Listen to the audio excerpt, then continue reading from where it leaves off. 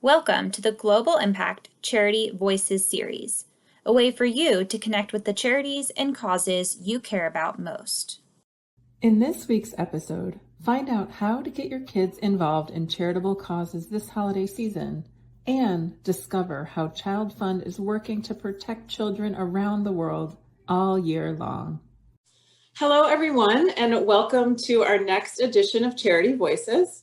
My name is Deanna Nyers, and I'm the Director of the Northeast and Central Regions at Global Impact. I am so thrilled to be here today with ChildFund International's Regional Director for the Americas, Mario Lima. Welcome, Mario. Hi, Diana. Very nice to be here with you and looking forward to our conversation. Great. So let's go ahead and get started. There's really so much that ChildFund International does that we could talk about, especially how your work is centered around helping children realize their rights and potential. So I want to ask you first, what's one thing that people don't know about your organization? And then kind of related to that, what drew you to the mission of your organization? Well, perhaps as you were saying, people know ChildFund for being a sponsorship-based organization, right? But people might not know that, as you described, we focus our work on helping children realize their rights and full potential through their lives. And we do it by tailoring our efforts to the distinct needs of each age group. So, for example, for infants and toddlers, the primary focus is the home and enabling parents to ensure kids are healthy and free from violence. With school-age children, we focus on ensuring children attend a free from violence school where they learn and that are not forced to work, especially in the worst forms of child labor. And before they reach young adulthood, we work to prevent girls from early forced marriage and dropping out of school, ensure boys are not forced to the increased risk of gangs, violence, and suicide. And finally, ensuring they have the life skills they need to succeed and that they are actively involved in issues and decisions that impact their lives. So what drew me to ChildFund? I'm fortunate enough to have worked in social and international development for most of my life. When I came to ChildFund, the organization was in a transformational moment. Since its creation in 1938, ChildFund had three important transformations moments that are inspired each time by finding ways to better serve children around the world. And I was given the opportunity to be part of that fourth transformation, led by an inspiring vision of a world in which children realize their rights and achieve their full potential. That was 11 years ago. And I have stayed because up to now, we continue challenging ourselves and finding better ways to serve children and their families, their communities around the world, including in the US. Wow, really incredible work. And thank you so much for sharing your story. So obviously, coronavirus is affecting all of us. So can you talk a little bit about how ChildFund has been responding to COVID-19 and, highlighting how your work has changed? I'm sure it's had to change both here in the US and abroad. Absolutely. The first thing that happened was that given that our way to reach out to children and their families rely almost exclusively on community face-to-face delivery mechanisms, such as group sessions, workshops, community fairs, home visits, community and school gatherings, and so on and so forth. So when COVID-19 hit the different countries, and protective measures that were taken were significantly restricting our ability to implement programs and projects the way we used to. The second important aspect that I think I would like to mention is that the context changed, right? Because with those limiting elements, in addition, we knew that the risk of infection was really high. Children were not attending school, and they were, for the most part, doing either online or through videos. And lockdowns increase the risk of violence. We know today that at least 25% of at-home violence had increased around the world because of the lockdowns.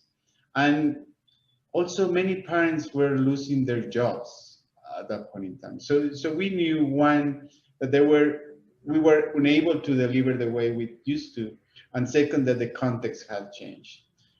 From these, and ChildFund globally decided to focus our attention and work in 4 areas.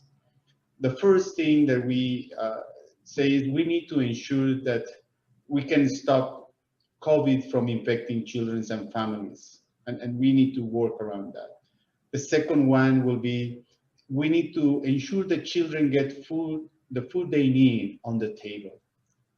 The third one was to we need to ensure that we keep children safe from violence. And finally, we need to help children continue learning.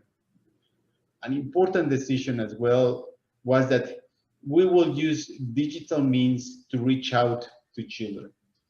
And then creativity sparks, right? Because then we use radio theater programs. So in many countries, that's the way that children were keeping information that was coming to them and their families about the 4 areas that I'm talking about. We send and share infographics over WhatsApp and the mobile phones. And then we also use mobile phones for money transfers for families to have food at the table, so children won't be starving during this period of time. Those are among some of the elements that we have been working on. Yeah, wow, it's great to hear how ChildFund's been able to pivot in times of COVID to still provide your services. My next question, it's holiday time now, which means kids are excited. I know my 3 and 4-year-olds are. So how can people get their kids involved in giving and help to build that next generation of philanthropists? That's such a great question. I don't remember the details right now, but there is an interesting study that shows that performing selfless acts will make kids happy, even before they have been, let's say, they have learned about or socialized to fully appreciate the cultural value we all place on kindness, right? And so I think that we are very fortunate right now that during the holidays, opportunities will abound to help kids understand why and how to help others, including children and their families, particularly in their communities. As we both know, this December, many organizations like ChildFund included are making pitches for end of the year donations, right? And I will encourage us, all of us, wanting to build that next generation that you're talking about, to help kids experience the happiness that comes from giving to others. This should trigger, I would say, a virtual cycle, right? That giving makes me happy and happiness promotes me giving more. And I would suggest for parents, for all of us who are parents, at least 3 basic aspects. One is how we can be role models, right? So we can show our kids that we are doing that. It is important to us. And that also, as we do it, that we help children understand the need, tapping a bit on that propensity from kids for empathy. So how we can help them see the need that exists out there. And then finally, if possible, help them see how that act of kindness can change either a moment in one person's life or perhaps the life of a person, right? I think that's so we have too many, there are very many opportunities this holiday seasons to do that. I love that. I love that. Definitely important to start early and be a good role model. Great comments there. Well, thank you so much for taking the time to share. And before we wrap up, I just have one last question. What have you learned personally about resilience over these last few months?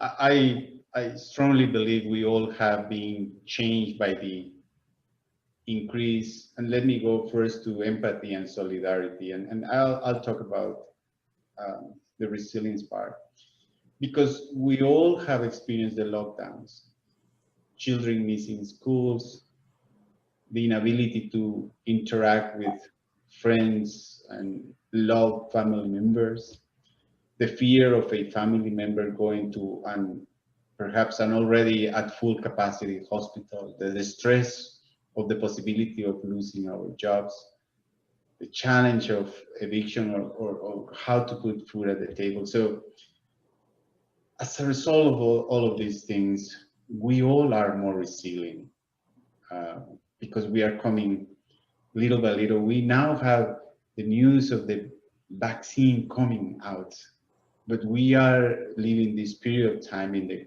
coming months, I think, feeling stronger. And I feel extremely grateful, which in return nurture my resilience, right? And I believe that many of us feel equally thankful, despite the multiple limitations, which in return make all of us more resilient and have more empathy towards those experiencing more suffering than we are. I hope that was helpful. Yeah, absolutely. I mean, I think hopefully that can be kind of a silver lining with what we've all had to endure over the last almost a year now. Well, that wraps up our time together. Thank you so much, Mario, for sharing the invaluable work that you and ChildFund International have done and continue to do for children across the world. Tina, thanks so much for the opportunity, and happy holidays to you and your family. That's all for today's Charity Voices series. Thank you so much for joining. Stay up to date on the work of all of our wonderful charity partners by following Global Impact on Facebook and Twitter and visiting our website, charity.org/give.